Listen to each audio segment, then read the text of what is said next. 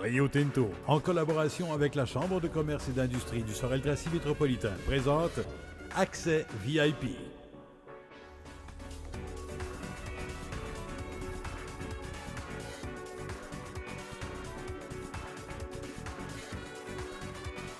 Présente Julie Allard, infirmière bachelière, présentement cadre au C3S Pierre de Sorel. Je suis accompagnée de Karine. Bonjour, je me présente, Karine Villiard, propriétaire de Charlottine et compagnie et membre de la Chambre de commerce. Aujourd'hui, on est chez Symbiose Coiffure. Josée Simoneau est la propriétaire. On a la chance de la rencontrer aujourd'hui. Bonjour Josée. Bonjour. Ça va bien? Ça va très bien vous-même? Oui. Premièrement, je voulais te dire, Josée, ton salon est vraiment beau, super accueillant. En Merci. quelle année l'as-tu ouvert? Je l'ai ouvert en 2005.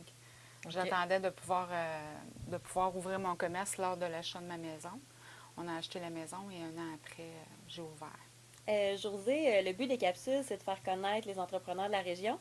Donc, j'aimerais savoir d'où est-ce que tu viens, où est-ce que tu as passé ton enfance? Moi, je suis native de Saint-Ours. J'ai grandi à Saint-Ours, dans le fond. J'ai été par la suite suivre un cours à l'extérieur, à Montréal, en design intérieur. Et puis, j'ai fait mon DEC en design intérieur avant de faire mon cours de coiffure. Et puis, c'est ça. Après ça, je suis revenue dans la région. Puis là, j'ai été suivre mon cours de coiffure pour pouvoir ouvrir mon salon, ce que j'avais dans la tête depuis mon enfance. OK. J'attendais d'avoir ma maison, d'être située, de pouvoir établir vraiment mon commerce sur le chemin des Patriotes. C'est un chemin très passant. Je suis née aussi sur le chemin des Patriotes à hauteur de Saint-Ours. Tu revenais aux sources, c'était naturel. Exactement. Bien, avant toute chose, j'ai travaillé beaucoup pour des salons. Aussi, j'ai été voir pour faire mon expérience dans d'autres salons pour pouvoir évoluer parce que moi, personnellement, je me sentais pas confiante en sortant de l'école de partir tout de suite mon OK. salon. Donc, je voulais aller chercher de l'expérience ailleurs. J'ai été à Montréal, j'ai été à Brossard, j'ai été pour des salons haut de gamme. Je suis revenue, j'ai travaillé pour les salons aussi à Sorel. OK. Et puis, c'est ça, à partir de là, pour aussi avoir une qualité de vie meilleure, bien, je voulais rouvrir mon salon. C'est sûr que c'est pas évident, c'est d'établir la clientèle. Oui. Un coup que la clientèle est établie, bien, à ce moment-là, tu deviens avec une plus grande solidité, disons.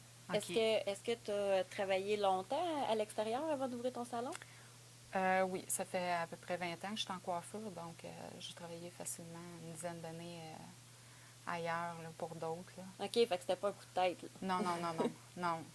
J'adore la coiffure. Je suis tout le temps dans les congrès.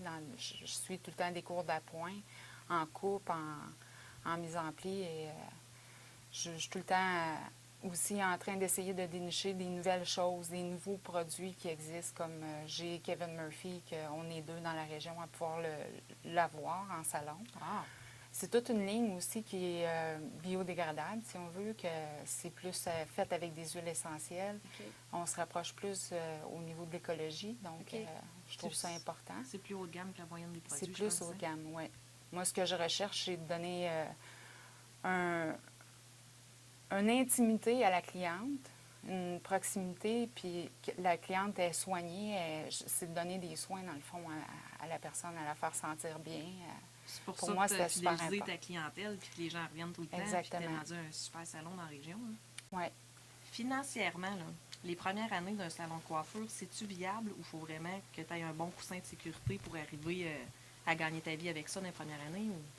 Moi, je te dirais que ça prend. C'est sûr que de base, ça prend un investissement qui est assez solide, là, parce que pour rentrer l'inventaire des produits, de faire juste l'installation au niveau du local, ça demande quand même un bon investissement. OK. Par contre, je dirais qu'un coup que la clientèle est établie, bien, à ce moment-là, ça devient beaucoup plus facile puis plus abordable, disons. Là. Josée, je reviens au sujet de l'entrepreneuriat. Si tu avais vraiment un conseil à donner aux jeunes entrepreneurs, tu parlais de persévérance. Oui. Une jeune coiffeuse qui hésite, qui commence à avoir de l'expérience en salon, qu'est-ce que tu lui conseillerais pour si elle manque un petit quelque chose pour partir son salon? Bien, pour partir son salon, c'est sûr qu'il faut qu'elle aille se chercher de l'expérience avant. Parce que, veux pas, on joue avec la tête des gens, il y a de la chimie, la teinture. Des fois, tu veux faire sortir ça d'une telle façon, puis tu peux arriver avec des surprises aussi. Les clientes, quand ils arrivent, ils ont fait une teinture pharmacie, mais c'est toi qui ramasses les pots cassés un peu. Là. Oui. Fait qu'il faut que tu saches un peu, OK. faut que tu sois solide quand les gens y arrivent. Là. Fait que c'est important d'aller chercher l'expérience à l'extérieur pour après, si tu veux te partir à ton compte, c'est certain que c'est plus rémunérateur d'être à son compte que de travailler pour quelqu'un. Hey, bien, Josée, merci beaucoup de nous avoir reçus à ton salon Symbiose Coiffure. Et un merci tout spécial aussi à Rio Tinto, notre fier commanditaire.